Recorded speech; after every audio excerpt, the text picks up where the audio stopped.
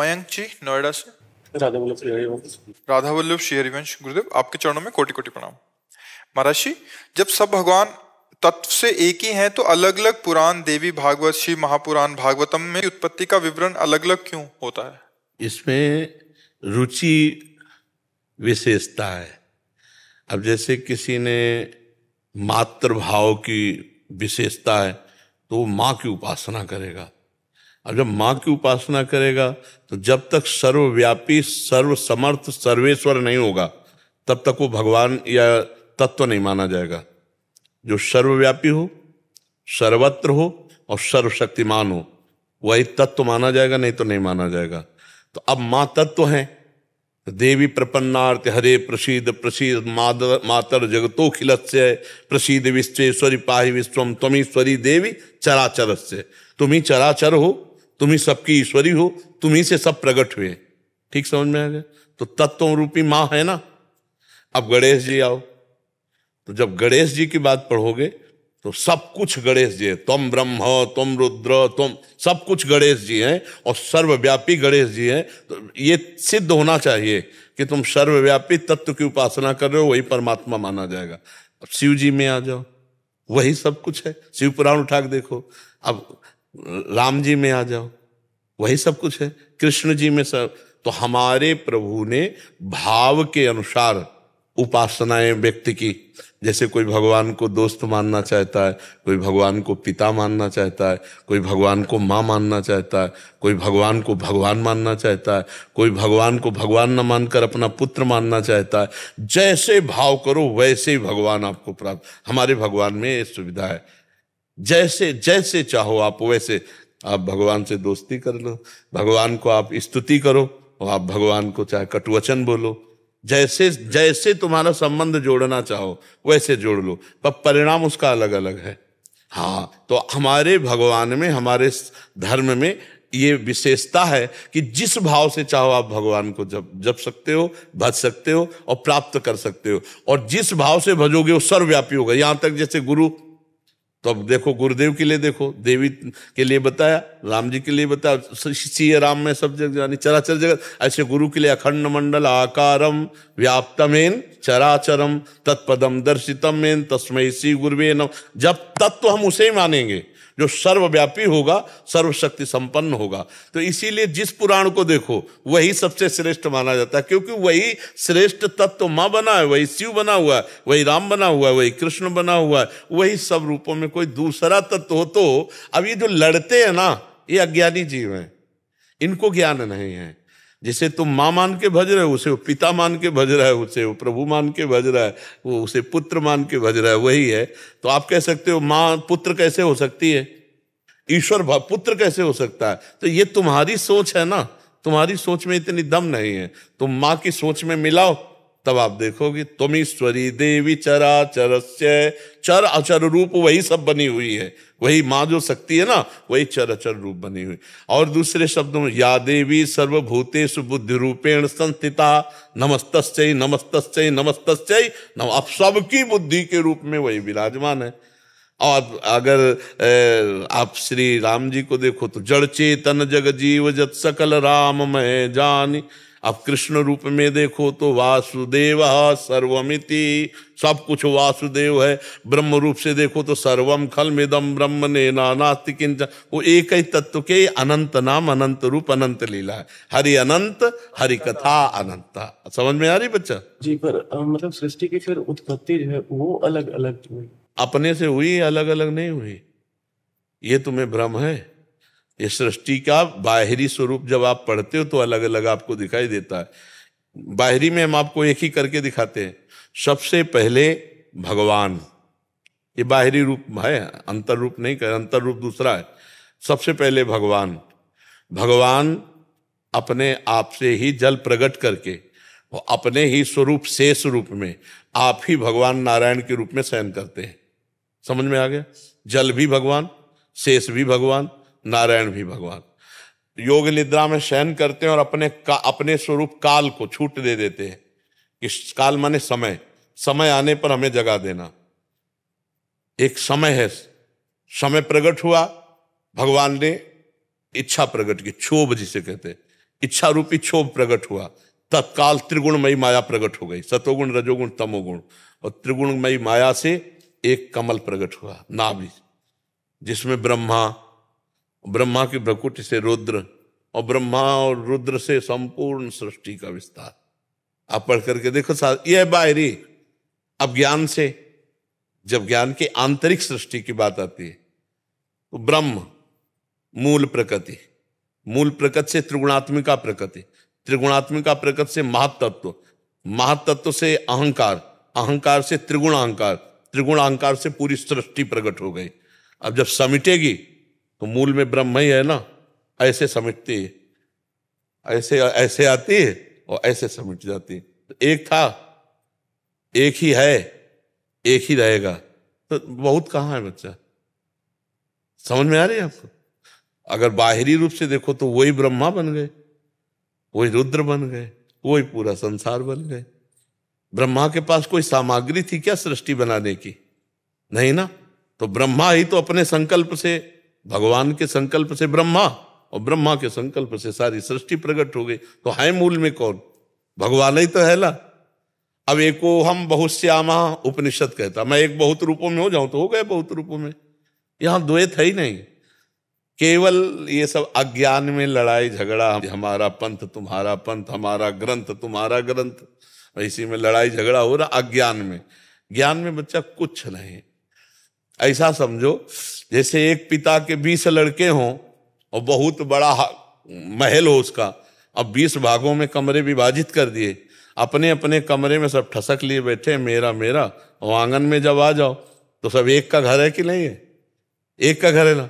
तो बस ऐसे छोटे छोटे धर्म के टुकड़े बना लिए गए। जब आप आकाश की तरफ देखो तो एक ही है, दूसरा कोई है नहीं। हमारे घर के आंगन में भी जो आकाश है वो एक, तुम्हारे घर के भी आंगन में आकाश, ऐसे परमात्मा एक है। और ये बाहरी भेद है, बाहरी भेद अज्ञानी देखता है, आंतरिक कहीं भेद नहीं है। वही चींटी से लेकर ब्रह्मा तक, वही अणु से लेकर के महान तक वही विराजमान, दूसरा कोई नहीं है। आप समझ पा रहे बच्चा? लेकिन गुरुदेव आप डरा देते भी चीज में कि आप जल्दी शरीर को छोड़ दोगे तो नहीं। अभी इसका क्या है, इसका क्या है कि पता नहीं कौन सा दिन इसका आखिरी हो, डायलिसिस, कौन डायलिसिस आखिरी हो, क्योंकि बहुत बुरी स्थिति शरीर की है। ये तो भगवान की कृपा से चल रहा है। हम प्रभु से इतना मनाते हैं कि जैसे 10 बजे यहाँ से निकले तुरंत सब आ जाए, बुखार जो कष्ट होना हो, और रात्रि के 1 बजे के बाद सब बंद हो जाना चाहिए। हमारी दिनचर्या चलनी चाहिए। तो भगवान की कृपा से ऐसा होता है, दिनचर्या चल जाती है। अब मान लो 18 वर्ष तो हो ही गए, किडनी खराब हुई, चल रहा है, अब कितना चलेगा और कितना चलेगा? और भगवान का हो तो और चला दे, उन्हीं के चलाने से है। तो अगर पक्के हो जाओगे ना तो हमारी बातें जीवन भर आपको साथ देंगी, शरीर भले साथ ना दे। रानी की कृपा है गुरु जी। आप चाहते हैं कि जल्दी ये जो कमियां हैं दूर हो जाएं और आपसे दीक्षा भी मिल जाए। पर वो मतलब अब ये सब भगवान के हाथ की बात है। कल रहा जाए कि लड़ा जाए, हमारे क्या किसी को भी पता नहीं ला। हमारा तो बिल्कुल सर्टिफिकेट बना हुआ है ना। अब दोनों किडनी फेल का मतलब एकदम फेल है, मतलब एकदम फेल, कोई किसी भी तरह उनमें जान नहीं रह गई। वो तो डायलिसिस से चल रहा है। तो इसलिए खूब नाम जप करो और हमारी बातों को पकड़ लो। हमारा शरीर रहे ना रहे, हमारी बातें तुम्हारा साथ देंगी, है नहीं? प्रगट रूप में भी आपको थोड़ा चाहता हूँ ज्यादा दिन तक। प्रगट रूप में भी आपको ज्यादा दिन तक। हाँ, वैसे प्रगट रूप में होने पर तो है ही है पर अब इसको ये हमारे बस की तो है लैला। भगवान भी आए तो अपने राइट टाइम पे ही गए। 125 वर्ष का समय लेके आए तो 125 वर्ष में अंतर्ध्यान हो गए। बड़े बड़े गुरुजन जो सर्व सामर्थ्यशाली थे अपने समय से ही चले गए। उनको जितना समय था समय पूरा किया, चले गए। अब और कौन नहीं चाहता कि हमको अपने गुरुजनों का सानिध्य मिले, पर यही है कि ये भगवान का खेल है। वो जितने दिन रखना चाहते, इसलिए वो लाभ ले लो जो लेना चाहिए वर्तमान में। आगे ये तो चाह सबको होती है। हम भी चाहते हैं कि हमारे संत जन गुरुजन बने रहें। जैसे स्वामी राम सुखदास जी जब अंतर्ध्यान हुए तो रोना आया बहुत जोर से कि हमारे भारत के लिए, हमारे साधकों के लिए जो उनके अंदर पीड़ा थी कि साधक समझें, भारतीय समझें कि उनका सनातन क्या है, उनका धर्म क्या है, उनका जीवन क्या है। तो ऐसे संत जब केवल साधकों के लिए पूरा जीवन, तो जब वो अंतर्ध्यान हुए तो बड़ा रोना आया। पर वो नियम है इस संसार का जितने दिन रहना है उतने दिन ही रहना है, फिर यहाँ से तो जाना है।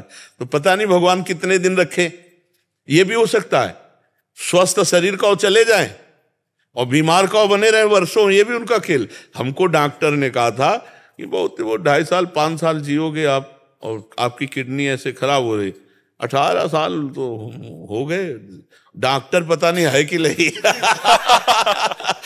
हाँ, और अभी देखो भगवान चलावे तो कहा ऐसे 20 वर्ष से चलता रहे। ऐसे ऐसे हैं कितने डायलिसिस वाले हैं ऐसे कि 25-25 साल से डायलिसिस हो रहा है। तो ऐसे हैं, तो भगवान का चलाना चाहे तो 20-25 साल चला दें, और उनका का हो तो शाम न मिले और राधे श्याम हो जाए। बड़ा खेल विचित्र है, इसीलिए खूब भजन करना चाहिए। गुरु जी आपको कुछ हुआ तो हम लोग का क्या होगा फिर? नहीं, भगवान सब संभालते हैं, भगवान सब संभालते हैं।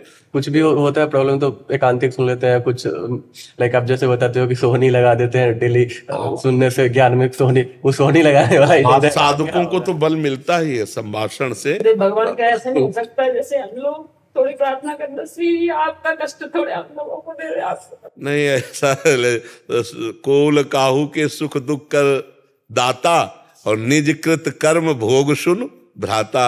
अपने कर्म का भोग भोगना ही पड़ता है जीव को, ये भगवान का खेल। हाँ, हम तुम्हारे ले सकते हैं, तुम हमारे नहीं ले सकते, ये बात है।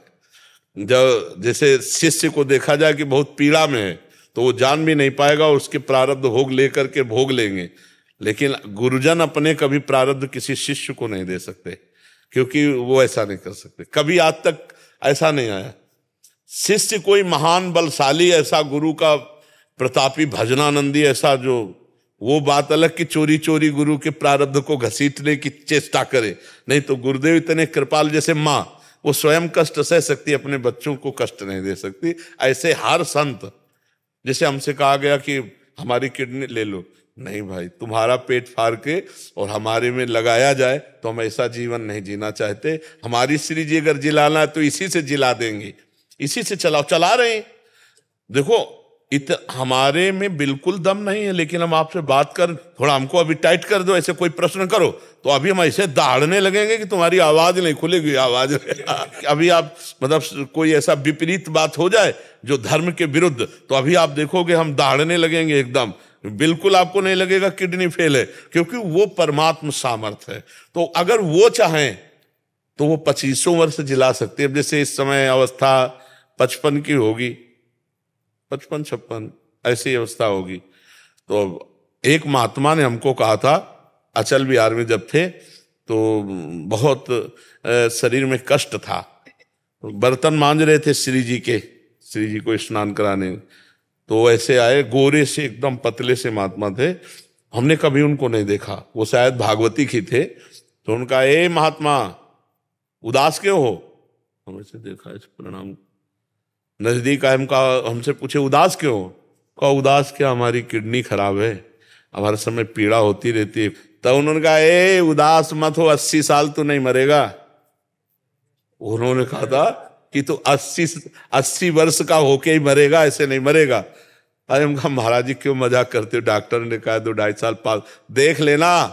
और फिर हमें दिखाई नहीं दिए वृंदावन में, ना पहले कभी दिखाई दिए थे ना बाद में दिखाई दिए थे।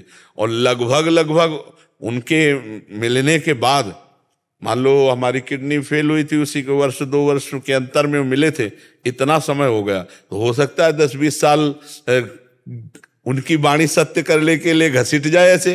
वो अलौकिक महात्मा थे। हाँ, उन्होंने यही कहा था कि अरे तू चिंता क्या करता है, 80 वर्ष की अवस्था तक नहीं मरेगा। तो अब 56 है, 57, 58, 59, 60, अभी तो 24। तो भगवान के लिए क्या दुर्लभ है उनके लिए क्या दुर्लभ? कहो ऐसा ही हो। और भाई कहो, एक होता है कि किसी को उदास से भाव से हटाने के लिए भी बोला जाता है, तो अगर ऐसा होगा तो बात अलग है। और अगर ऐसा है कि वो सत्य बोले ले आए थे, तब तो अभी तो 24 वर्ष है, वो कहते 80 साल के बरोगे।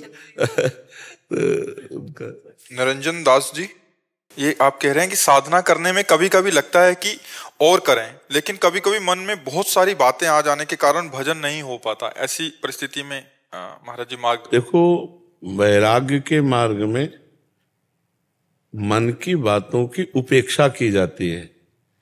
जैसे कोई पागल आदमी खड़ा हमसे बात कर रहा हो, हमें पता है पागल है, तो हम उसकी बात नहीं सुनेंगे ना, उसकी बात ध्यान नहीं देंगे।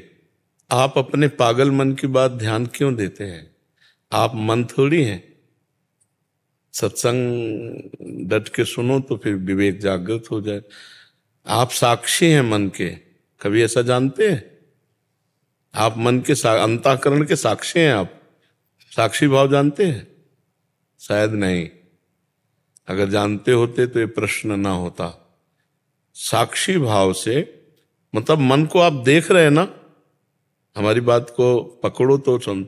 आपने मन को देखा कि वो गलत बातें, बहुत प्रपंच की बातें, संसार की बातें प्रकट करता है।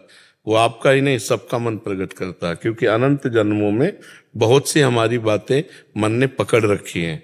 अब जब हम भजन में बैठते हैं तो भजन उनको हटाता है, मन को निर्मल करता है। तो मन की जो जितनी भी गंदी अच्छी बातें हैं वो सब निकलती हैं, और जब निकलती हैं तब साधक ये देख कर घबरा जाता है। उसको लगता है आ रहे हैं, आ नहीं रहे, वो जा रहे हैं। वो जो भी अच्छा या बुरा आपके सामने पेश करता है, आप साक्षी मात्र रहें और अपना भजन बढ़ाते चले जाएं, वो सब नष्ट होता चला जाएगा। अब आपको अभी गुरु कृपा से साक्षी भाव आया नहीं है, इसीलिए आप उसमें डगमगा जाते हैं, इसीलिए आप उससे प्रभावित हो जाते हैं। और अगर आप साक्षी भाव में रहें तो फिर साक्षी भाव को मतलब जैसे हम रोड के किनारे बैठे हैं, अब अच्छे आदमी आ रहे हैं, बुरे आदमी आ रहे हैं, हमसे कोई मतलब नहीं। अब जिस आदमी से आपने बातचीत कर ली, चाहे रागपूर्वक या द्वेषपूर्वक, वो खड़ा हो जाएगा। ऐसे जिस वृत्ति में आपने अपना चित्त जोड़ दिया, अच्छी वृत्ति आ रही या बुरी वृत्ति आ रही, वही वृत्ति आपके ऊपर संस्कार रूप बनकर हावी हो जाएगी। नहीं तो पूरा वो फेंक रहा है, खत्म हो रही, मन निर्मल हो रहा है। निर्मल मन ही भगवत प्राप्ति करता है ना। तो जब हम नाम जप करते हैं, मंत्र जप करते हैं, तो वो मन निर्मल होता है, तो गंदगी जितनी होती है उसकी भागती है। विघ्न बाधा क्यों आते स्वामी जी? विघ्न बाधा बहुत आए थे भजन ध्यान में। नहीं, कोई विघ्न बाधा नहीं। आप हमें बताओ क्या विघ्न बाधा है? बहुत तरह से टेंशन आ जाता है, कोई टेंशन आ जाता है, कोई तरह से बात नहीं। क्या टेंशन? हमको वही तो बताओ, बाबा जी की टेंशन क्या, आप हमें बताओ, हम अभी आपको बताएं टेंशन क्या है, आप बताओ। जैसे बहुत तरह का आदमी आते हैं, बहुत तरह संगति होता है ना, तो ये हमको पक्का करने आते हैं ना। आदमी आया गाली दिया तो हम पक्के हो रहे हैं, चुपचाप मुस्कुरा दिए। आया प्रणाम किया तो हम स्वीकार नहीं करते हैं। मान और अपमान दोनों में सम। यही में टेंशन हो जाता है, इसी में टेंशन हो जाता है। तो कमजोरी आपकी है ना, तो इसको ठीक करो ना। विवेक, इसीलिए देखो सत्संग के द्वारा विवेक होता है। बिन सत्संग विवेक न होई, राम कृपा बिनु सुलभ न सोई। बिना सत्संग के ज्ञान नहीं होता। अगर अभी ज्ञान आ जाए तो कोई टेंशन नहीं। मानो जैसे कोई आदमी हमारी निंदा कर रहा है, या कोई आदमी आके हमारे भजन में विक्षेप डाल रहा है, वो हमको पक्का कर रहा है। हमको विक्षेप में भी भजन करना है और निंदा करने वाले के प्रति भगवत भाव करना है। उमा संत कै इहै बड़ाई, मंद करत जो करे भलाई। यही संत की साधुता है। जो तुम्हारे साथ आकर बुरा व्यवहार करे, तुम उसके साथ अच्छा व्यवहार करो। आप अच्छे महात्मा हो, आप अपने को संभालिए। कोई हमारे भजन में बाधा नहीं कर सकता, क्योंकि हम ही बाधा स्वीकार करते हैं। हम बाधा ना स्वीकार करें तो कोई बाधा ही नहीं है। तो हमको हर विक्षेप पर विजय प्राप्त करनी है। हम बैठे हजारों लोग आकर बातें कर रहे हैं, तो हमको अपने स्वरूप में रहना है। हमको किसी बाजार में जाते हैं, इत्र लेना है तो इत्रे की दुकान से मतलब, दुनिया बिक रही, हमसे क्या मतलब है। ऐसे ही हमारे सामने मन दुनिया के सामाने फेंक रहा है, दुनिया की बातें फेंक रहा है। ऐसे दुनिया के लोग आकर कोई मान, कोई अपमान, कोई निंदा, कोई स्तुति, कोई शोरगुल, हमें कोई विघ्न नहीं है। अपने अपने सब स्वभाव के अनुसार बरत रहे। आप समझ पा रहे हो कि नहीं समझ पा रहे? क्योंकि कहाँ भाग के जाओगे? जहां भाग के जाओगे विघ्न वहीं दिया जाएगा, क्योंकि बिना विघ्न के पक्के नहीं बनोगे। विघ्न आने पर ही साधु परिपक्व होता है। जितना साधु विघ्न सह जाएगा उतना ही पक्का होगा। औजार तभी पक्का काटने लायक बनता है जब पहले आग में और फिर हथौड़े से उसका मुंह पीटा जाता है, और इतने पे भी नहीं, फिर उसको रख के रगड़ा जाता है, तब धार बनती, फिर कहीं चला दो तो कट जाएगा।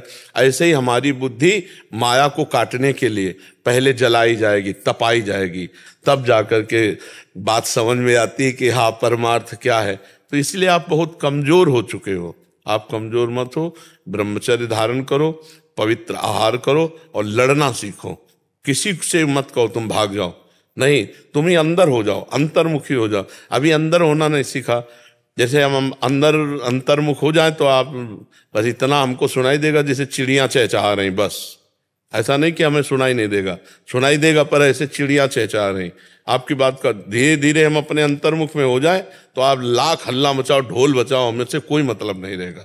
अब अभ्यास किया जाता है वैसे, सर्वात्मना न विसिदेत बहिरेंद्रियाणी। अब जितने विघ्न है वो सब बाहर हैं और हम अंदर आप बैठ जाते हैं गुफा के अंदर, अपने अंदर जाके, और वहां शुरू करते हैं राधा राधा राधा, कोई विघ्न ही नहीं वहां।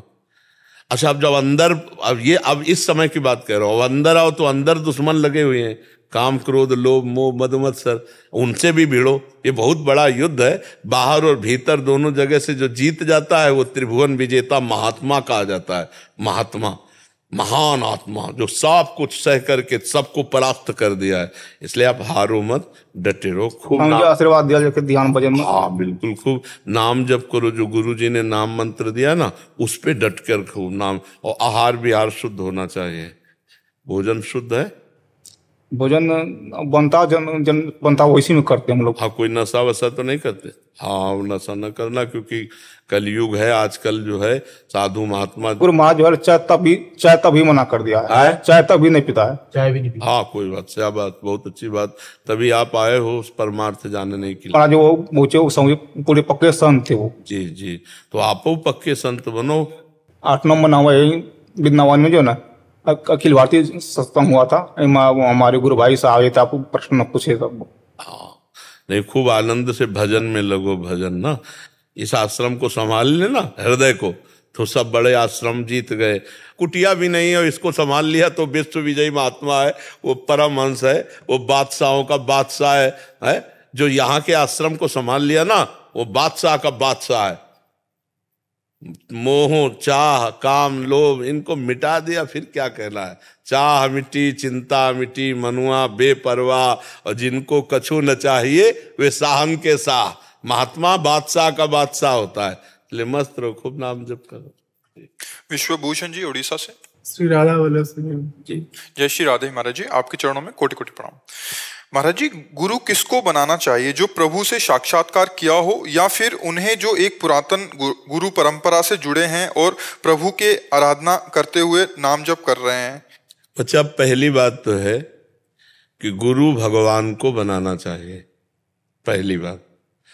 अब भगवान से प्रार्थना करनी चाहिए कि प्रगट रूप में हमें अगर गुरुदेव की जरूरत है तो आप हमें पहुंचा दो या आप मिल जाओ। क्योंकि कोई व्यक्ति मनुष्य गुरु नहीं होता है, कोई साधक गुरु नहीं होता है। साधक और मनुष्य गुरु कृपा पात्र होते हैं, गुरु सिर्फ भगवान होते हैं। वही मनुष्य रूप धारण करके हमको उपदेश करते हैं। बंदो गुरुपद कंज कृपा सिंधु नर रूप हरि। नर रूप में कौन है? हरि। महामोह तम पुंज जासु वचन रवि कर्णिकर। अब हमारा मन बुद्धि प्राकृतिक, हम सिद्ध पुरुष को तो नहीं जान पाएंगे। अगर हम सिद्ध का अनुमान लगाएंगे तो ऐसा लगाएंगे कैसा वैभव है। अरे बोले बड़े संत हैं, रुपया देख के, वैभव देख करके, प्रभाव देख करके आप क्या देख पाए? माया ही तो देख पाए ना, तो आप गुरु को कैसे पहचानोगे? गुरु को तो भगवान जानते हैं, क्योंकि वही गुरु बनते हैं। तो हमें चाहिए कि सर्वप्रथम भगवान की शरण में हो और भगवान से प्रार्थना करें कि हे भगवान, आप हमें सच्चे सदगुरुदेव के रूप में मिल जाओ। तो वो अपने सच्चे स्वरूप में पहुंचा देंगे, या उनको आपके पास या आपको उनके पास, जैसा हमने प्राप्त किया है। हमने भगवान से ही प्रार्थना किया था कि हम कहाँ ढूंढें, आप ही हमें सदगुरुदेव से मिलाओ। तो कंचन, कामिनी, कीर्ति, तीनों विजय प्राप्त किए हुए महापुरुष भगवान ने मिला दिए। तो गुरुदेव की प्राप्ति भगवान के द्वारा होती है, और भगवान की प्राप्ति गुरुदेव के द्वारा होती है। समझ रहे? सबसे पहले भगवान श्री कृष्ण को गुरु बनावे, हरि को गुरु बनावे, वही वंदे कृष्णम जगत गुरु, फिर वो पहुंचा देंगे जहां पहुंचाना। मेरी सलाह, क्योंकि अपनी बुद्धि से हम 2-4 बातें देख सकते हैं। गुरु जी की स्थिति क्या है तुम कैसे देख पाओगे? क्योंकि तुम्हारे पास स्थिति का ना तो ज्ञान है ना स्थिति है। और गुरु बनाया जाता है स्थिति प्रज्ञ महापुरुष को। अरे जो खुद नहीं पहुंचा वो हमें क्या पहुंचा देगा? जो खुद नहीं छूटा वो हमें क्या छुटा देगा? तो हमको मुक्त पुरुष चाहिए, सिद्ध पुरुष चाहिए। वो सिद्ध पुरुष और भगवान में कोई अंतर नहीं होता। तो हम पहले भगवान से बात करें, वो जानते हैं कौन सिद्ध पुरुष है, वो वहां पहुंचा देंगे। समझ गया? पहले भगवान को गुरु, वही गुरु भगवान है, वही भगवान गुरु है। गुरु गोविंद न भेद कराए, दोनों में अभेद है। तो भगवान से प्रार्थना करो, वो मिल जाएंगे गुरु रूप से। प्रमोद जी, राधा वल्लभ श्री गोविंद। राधे राधे महाराज जी, आपके चरणों में कोटि कोटि प्रणाम। महाराज जी, जब हमारा शरीर हमारे स्वरूप से अलग है तो इस शरीर की किसी गलती से हमारा भजन क्यों रुकता है? क्योंकि आप इसे अपना माने हुए हैं ना, इसे आप अपना माने, आप अलग नहीं माने हुए हैं। अलग मान लो तो अनंत जन्मों का हिसाब किताब अभी सब खत्म हो जाए। आप अलग नहीं माने हुए हैं, इसमें चतुराई नहीं चलेगी। अवश्यमेव भोक्तव्यम कृतम कर्म शुभाशुभम। आप खा रहे हैं, पी रहे हैं, सोच जा रहे हैं, आप अच्छे बुरे कर्म कर रहे हैं, आप स्वाद ले रहे हैं, तो आपको नरक भी जाना पड़ेगा, आपको स्वर्ग भी जाना पड़ेगा, आपको दंड भी मिलेगा, आपको विक्षेप भी होगा, आपको विपत्तियां भी होंगी। आप इन्हीं से हट जाओ। जब हम जान गए कि हम शरीर नहीं, तो इसके प्रारब्ध को भोगने दो। नया कोई कर्म संकल्प पूर्वक करो मती, संकल्प पूर्वक कोई कर्म करो मती। जो कर्म हो रहा है वो भगवद अर्पित करते रहो, उसे मिथ्या समझो। दो में एक बात कर लो, गुणानुगुण वर्तनते, या तो गुणों के अनुसार हो रहा है या तो भगवान को समर्पित, अभी मुक्त हो जाओ। लेकिन बहुत कठिन है, कह देना कठिन है कि हम शरीर नहीं है, लेकिन पूरा का पूरा काम हम शरीर हैं, यही आता है। जब हम छोटी सी बात करें, प्यास लगती तो हम ये कहते हैं क्या शरीर को प्यास लगी? उस समय कहाँ गया था ज्ञान के शरीर मैं नहीं हूं? उस समय कहाँ गया था? ए भूख लगी यार, भोजन पवा दो। आप उसमें इतना तन्मय हो, और जब ज्ञान की बात आएगी तो कहोगे हम शरीर नहीं है। तो इतने से माया पर विजय प्राप्त तो नहीं होगी। शरीर को अलग, हर समय खाते पीते उठते बैठते सोते जागते समय, हर समय अलग अलग है, तो अलग देखो। जब अलग देखोगे तो उसकी पहचान क्या है कि आप शरीर को अलग देख रहे हैं? आप इच्छा रहित हो जाएंगे, आप इच्छा रहित हो जाएंगे। आप मान लो इनके लिए क्या इच्छा करते हैं? इनके लिए कोई इच्छा नहीं करते आप, क्योंकि इनको जानते ही नहीं है। तो आपको शरीर को जान गए हो कि मेरा स्वरूप नहीं है, अलग है, मर जाने वाला, नाशवान, तो इसके लिए क्या इच्छा होगी आपके अंदर? कोई इच्छा नहीं होगी। इसका प्रारब्ध है रबड़ी खाने को मिल रहा है तो रबड़ी खा लिया, इसका प्रारब्ध थप्पड़ चल रहे तो उसको शरीर सह रहा है। जैसे शरीर मैं नहीं हूं, इसकी सिद्ध स्थिति जड़ भरत जी में थी। तो एक दस्यु जो है, दस्युओं का सरदार, चोरों का, उसने एक भद्रकाली से कामना की थी कि यदि हमारे संतान हो गई तो हम तुम्हें नर बलि चढ़ाएंगे। और वो तो दुष्ट स्वभाव के ही थे। संयोग वसात संतान हो गई तो एक आदमी को पकड़ लाए, किसी को भी पकड़ लाए, और उसको अच्छे अच्छे पदार्थ खवाए जा रहे थे। तो एक ने कहा खा लो, अभी गला उतार। उसको ये पता नहीं था कि मुझे क्यों खवाया जा रहा है। अवसर मिला, वो भाग पड़ा, पकड़ में नहीं आया। और उन जो सैनिक जन थे उन्होंने सोचा कि अगर नर पशु नहीं मिला नर बलि देने के लिए तो हम लोगों में किसी की बलि दे देगा। तो ढूंढ रहे थे तो ये जड़ भरत जी मिल गए, अष्टपुष्ट भगवदाकार वृत्ति महात्मा। अब इनको पकड़ लाए, पूर्ण ज्ञान है, स्नान कराया गया, चंदन तिलक लगाया गया, खूब बढ़िया भोजन पवाए गए, पा रहे हैं। सामने तलवार पूजी गई, गर्दन झुका दी गई, झुका दिया। शरीर का प्रारब्ध है, चंदन लगाया जा रहा है, शरीर का प्रारब्ध है, भोग पाया, शरीर का प्रारब्ध है, तलवार से काट दिया जाएगा। यह है मैं शरीर नहीं हूं। देवी जी के सामने इतने बड़े महाभक्त की हत्या, तो देवी जी का शरीर फट गया, असहनीय हो गई। काली जी क्रोधित होकर प्रकट हो गए, वही तलवार लेकर अपने जितने पूजा करने वाले थे सबको काट के फेंक दिया। अब जड़ भरत जी ने देखा कोई रोकने वाला नहीं, तो ना तो काली जी को प्रणाम किया ना कुछ, चल दिया। ये स्थिति।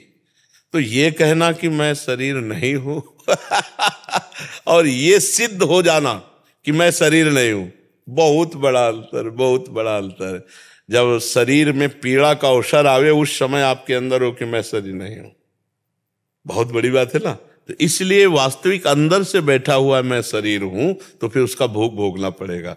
जैसे एक बगीचे में, बहुत बड़ा बगीचा था एक विद्वान ब्राह्मण का, तो गाय ऐसे चरती हुई आ गई, तो उन्होंने खेल खेल में एक पत्थर का टुकड़ा उठाया और ऐसे गाय के मार दिया, वो सीधे मस्तक पे लगी, वो गाय मर गई।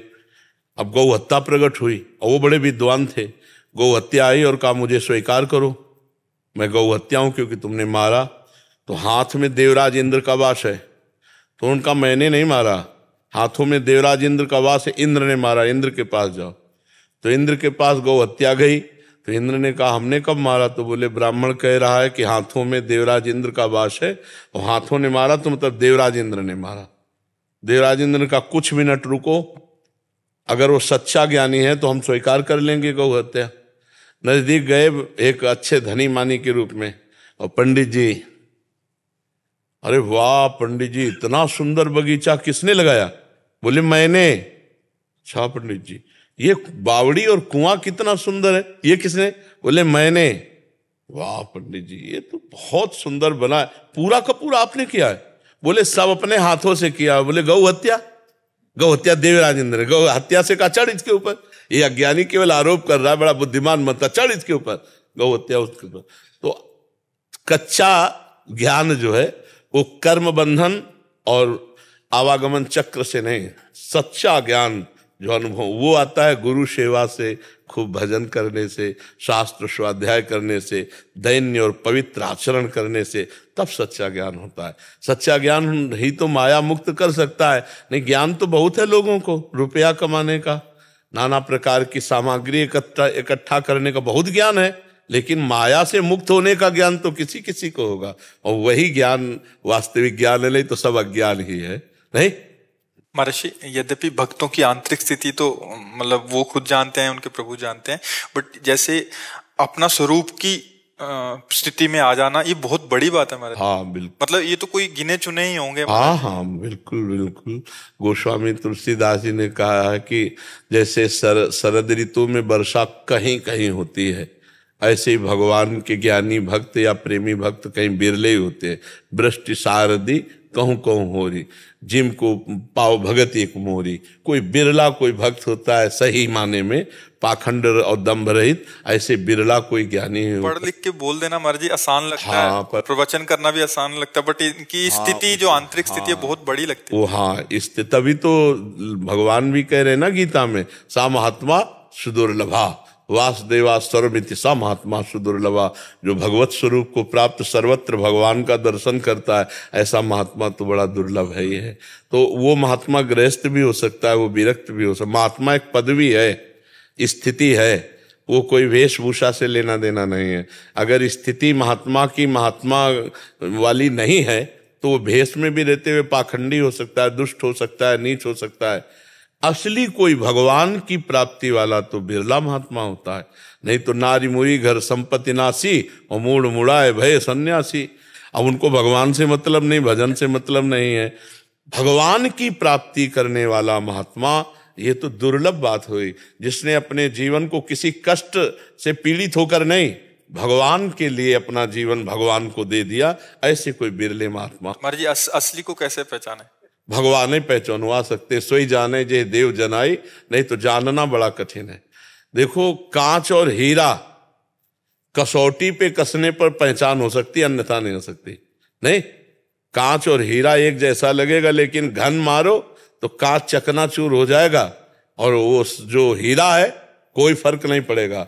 ऐसे ही मान अपमान में, दुख सुख में, लाभ हानि में जो चकनाचूर हो जाए तो अब कच्चा है, अभी हीरा नहीं है, कांच है। और जो बड़े से बड़े दुखों में भी एक स्थिति में बना रहे भगवान के चिंतन में, वो हीरा है। और हीरे की पहचान जौहरी को होती है, जौहरी है भगवान।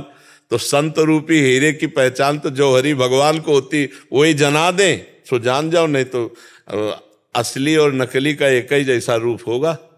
हीरा का असली और नकली का एक ही और हो सकता है असली से ज्यादा चमके नकली, ऐसा भी हो सकता है, पर असली की कीमत तो भगवान ही है। भगवान ही जानते हैं कि असली संत कौन है।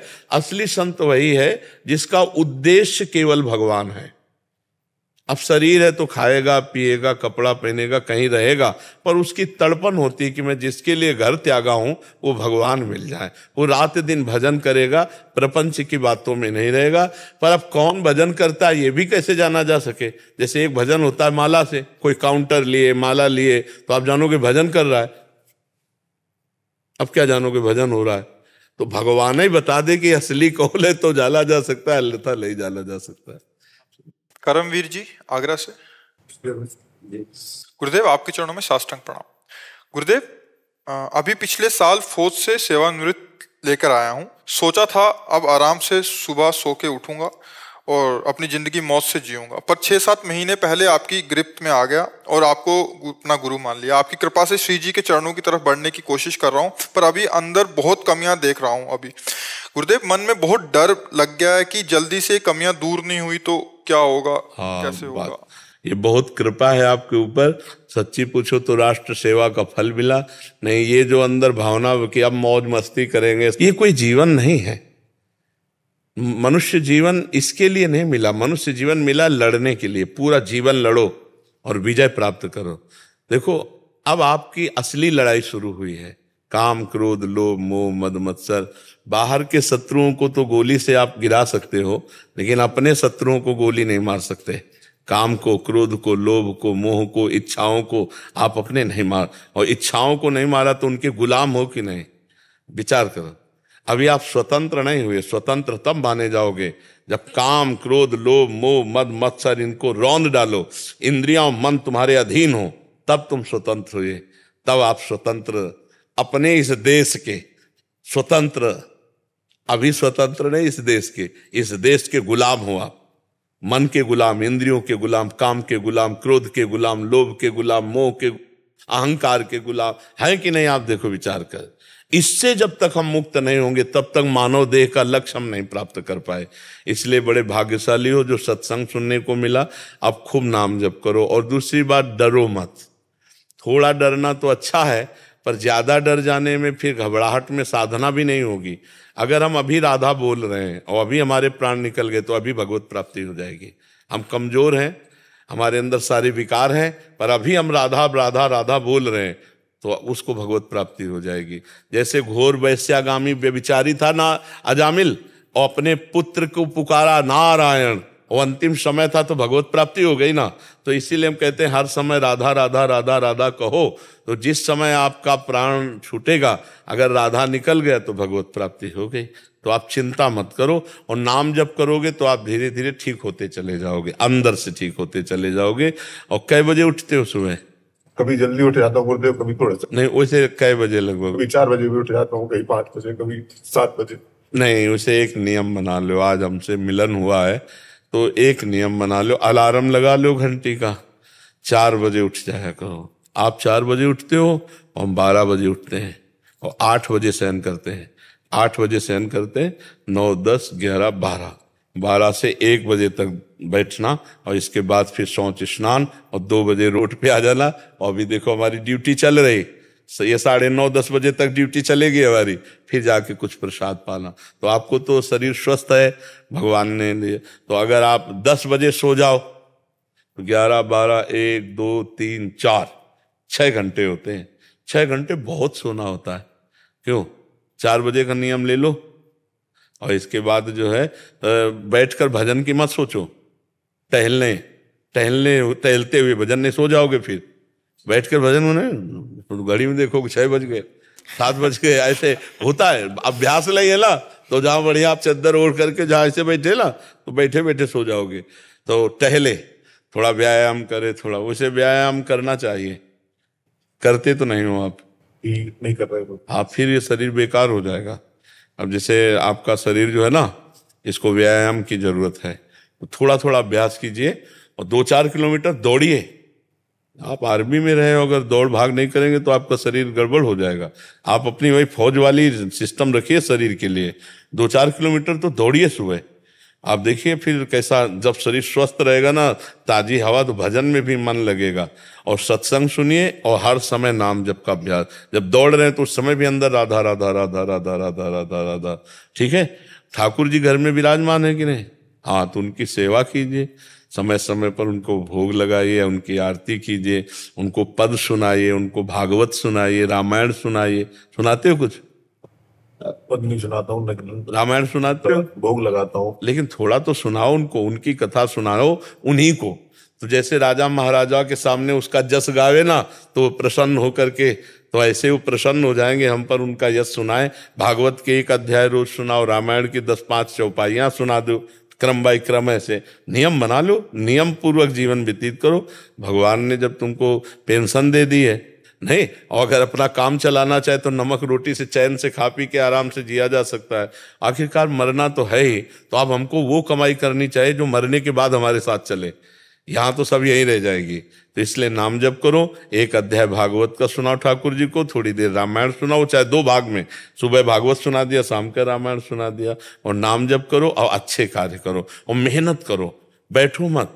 चाहे ना कुछ हो तो 2-4 बीघा खेती खरीद लो, थोड़ा उनसे मेहनत करो, खेती तो होगी। हाँ जरूर करो। ये आलस्य प्रमाद, ये शरीर तुम नहीं हो भैया, इसको ज्यादा भी मोटापा बढ़ा लोगे तो उठना बैठना परेशानी कर देगा। ये तुम नहीं हो, इसको और कसो। अब अगली बार आओ तो कम से कम 5 किलो वजन कम करके आओ, ठीक है।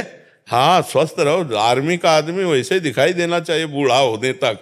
जय हिंद बोले तो बिल्कुल लगे कि हाँ भारत का सैनिक रहा है। तो थोड़ा व्यायाम भी करो, ठीक है।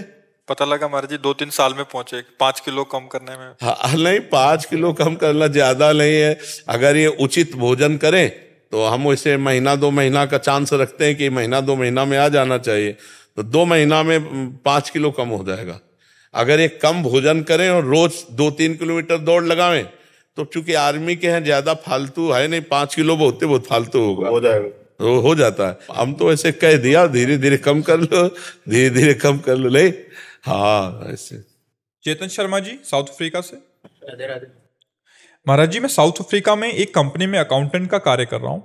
वहाँ मैं अकेला रहने के कारण तथा सही गलत का ज्ञान न होने के कारण मुझ में अहंकार की भावना आ गई है, जिसके कारण जाने अनजाने में मेरे माता पिता का अपमान कर देता हूँ। मेरे माता पिता ने आपको गुरु रूप में स्वीकार किया हुआ है। उन्होंने आपके वीडियो मेरे पास भेजे, जिन्हें सुनकर मेरे द्वारा किए गए माता पिता के अपमान को सोच सोचकर अभी ग्लानि सी हो रही है, जिससे मेरा मन अस्थिर है। महाराज अरे वो तो प्रायश्चित हो गया। जैसे हृदय में जलन हुई ना तो वो पाप कट गया। अगर अभी माता पिता उपस्थित हैं तो उनकी सेवा कैसे भी बने अब कर लो, अब चूक ना करो। वो भगवान है, मातृदेवो हो पितृदेवो हो। हम आपको अपने पिता की बात बता रहे हैं। हमारे पिता जिस दिन हम भागे उसके 3 दिन बाद हमको पकड़ा गया। खोजबीन सब शुरू हुई तो 3 दिन बाद पकड़ा गया कि एक गोरा लड़का है वहां जंगल में देवी के मंदिर में रह रहा है। तो पहले बड़े भाई आए तो उनको तो कठोर शब्दों से कह के, बहुत विवेक प्रवीण था, बचपन में भी बहुत विवेक प्रवीण था। मतलब प्रवीण ना होता तो संसार की यात्रा काटते हुए भगवान ऐसे कैसे लाते। तो जब पिताजी आए तब हम मिल गए, क्योंकि वो एक कठोर स्वभाव के और बहुत धर्मात्मा पुरुष थे। उनकी हम आंखों में कभी आंसू नहीं देखा। बहुत ही दृढ़, सर्दी गर्मी भूख प्यास सब बर्दाश्त करके संतों की सेवा करना, गृहस्थ एकदम किसान आदमी ऐसे। तो जब वो आए तो हमारे मन में आया कि मारेंगे अगर हम आंख खोलेंगे, बात करेंगे तो उत्तर हमारा मानेंगे नहीं है, और इनकी हम अवहेलना कर नहीं सकते। तो आंख मूंद के बैठ गए। जो ही देखा पिताजी आ रहे सो आंख मूंद के बैठ। वो नजदीक आए अपने स्वभावश, उठ खड़ा हो, नहीं खड़े हुए। खड़ा हो, नहीं खड़े। तीसरी बार का आप खड़ा हो जा तो हमें लगा डंडा पड़ेगा चौथी बार। तो खड़े हो गए, बच्चे ही थे, खड़े हो गए। तो चाचा जी वगैरह उनको बड़े भैया कहते थे, तो हम भी पिताजी नहीं कहते थे, हम भी बड़े भैया कहते थे। तो हम कहा बड़े भैया आपसे एक प्रार्थना करें। उनका बताओ। हम कहा ये जिंदगी भगवान के नाम है, आप चाहे काट डालो ना घर जाएंगे ना आपकी बात मानेंगे। तो हम उनकी कृपा की बात बता रहे। तो एकदम चैप्टर बदल गया। जैसे भगवान की कृपा ना, तो उनका सच्ची, हम कहा आपसे सच्ची बात कह रहे। घर नहीं जाओगे? करना। कभी जिंदगी में ब्याह नहीं करोगे? करना। बोले खड़े हो जाओ। खड़े हो गए, ऐसे छाती से लगाया और कहा राम राम राम। 3 बार ऐसे छाती से लगा, राम राम राम ऐसे कहा। और कहा जाओ, अगर ऊसर में भी बैठोगे तो फूलों की वर्षा होगी। जाओ, जिंदगी में कभी तुम्हारा कोई बाल बांका नहीं कर सकता। पर एक बात ध्यान रखना, अगर आप बाबाजी बनते हो तो हमारा आशीर्वाद हो, ऊसर में भी बैठोगे तो फूल बरसेंगे, और जिंदगी में कोई बाल बांका तुम्हारा नहीं कर सकता। और अगर कहीं किसी की बहन बेटी देखी तो फिर तो हम कहा जिंदगी में आप इस बात को कभी नहीं सुनोगे। तो वो तो पधार गए, कई वर्ष हो गए उनको पधारे हुए, पर उनका आशीर्वाद, माता पिता का आशीर्वाद भगवान का आशीर्वाद होता है। हाँ, तो इसलिए अगर माता पिता से कभी कटु व्यवहार हो जाए तो हमें लगता है अगर वो जिंदा हैं तो अभी बहुत बढ़िया अवसर है उनकी सेवा करके, हम क्षमापन करके अपने मातृ पितृ ऋण से उऋण हो जाए। हमारा ऋण भी तो है, केवल रुपया कमाना खाना पीना नहीं। देखो उस अवस्था को सोचो जब आप शौच कर देते थे, लघु शंका कर देते थे, तब उनके, तुम्हें तो ज्ञान नहीं था, वो अपने वस्त्रों को भी पवित्र करते, आपको भी, और कभी आपको मारा नहीं, पीटा नहीं। जब आप अबोध अवस्था में थे, अब आप बोधवान हुए तो आप उनको कटु वचन बोले, अगर उनकी सेवा ना करें। देखो बूढ़े माता पिता, ऐसी स्थिति आ जाती है कि उठना मुश्किल होता है, अपनी सेवा करना मुश्किल होता है। अच्छा, स्वभाव में चिड़चिड़ापन आ जाता है। आप लाख सेवा करोगे, दूसरा कोई आएगा तो आपकी वो निंदा करेंगे कि कुछ सेवा नहीं करता, फिर भी आपको बुरा नहीं मानना, उनकी सेवा। अगर ऐसा कर ले गए तो मातृदेवो भव पितृदेवो भव, माता पिता का आशीर्वाद भगवान से मिला सकता है, भगवान से। माता पिता साक्षात भगवान ही है, सब में भगवान। माता पिता तो मातृ, शास्त्र कहता है, हमारा उपनिषद कहता है मातृदेवो भव पितृदेवो भव। तो आप माता पिता की आराधना करो। जो गलती हो गई है उसका तुम्हें ताप हुआ, इसलिए क्षमापन हो गया है। और जहां तक हो सके अर्थ प्रधान बुद्धि ना रखो, धर्म प्रधान बुद्धि रखो। पहले धर्म है, फिर अर्थ है, फिर काम है, फिर मोक्ष है। तो अर्थ भी कमाओ।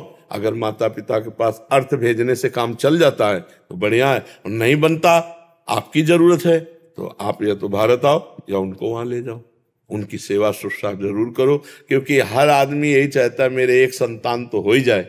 बोले किस लिए? बोले बुढ़ापे में काम आएगा। नहीं आता है कि बुढ़ापे की लकड़ी तो है ना हमारे पास।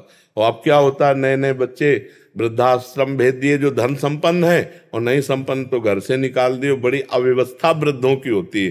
तो जिन घरों में बड़े बूढ़ों का अपमान होता है उन घरों में कभी लक्ष्मी सफल नहीं होती, शांति नहीं, सुख नहीं, बड़े अशांति होगी, पक्का समझ लीजिए। और जो अपने माता पिता का अपमान करते हैं उनके पुत्र कभी ऐसे प्रवीण नहीं हो सकते कि वो अपने माता पिता को सुख दे।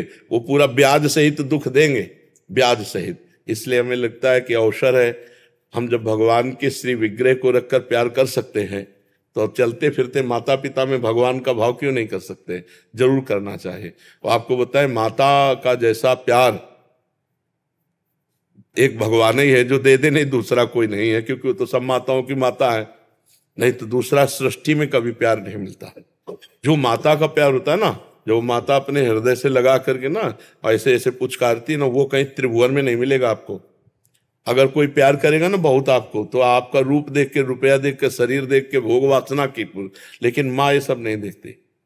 अब भी जाए, इतने बड़े हो घर जाओगे ना तो भोजन पाया, रास्ते में भोजन पाया तुम, अब देखो पाओ और सो जाओ, फिर बात करेंगे। मतलब वो आपको सुख देने की बात सोचेगी आपके लिए। तो इतने बड़े हो लेकिन वो ऐसी बात करेगी कि जैसे लगता है छोटे बच्चे से बात कर रहे हो। संभाल के जाना, वहां देखो ये हम दे रहे हैं, ये उस समय खा लेना और इसे भूलना नहीं। मतलब ये प्यार कौन देता है? हाँ, संसार में तो सब स्वार्थ का व्यवहार चल रहा है। माता पिता को जरूर पूजा करनी चाहिए, माता पिता की सेवा करनी चाहिए। हम तो कहते हैं और भगवान विराजमान करो मत करो, माता पिता की आराधना कर लो, इसी से भगवान मिल जाएंगे, इसी से भगवान मिल जाएंगे।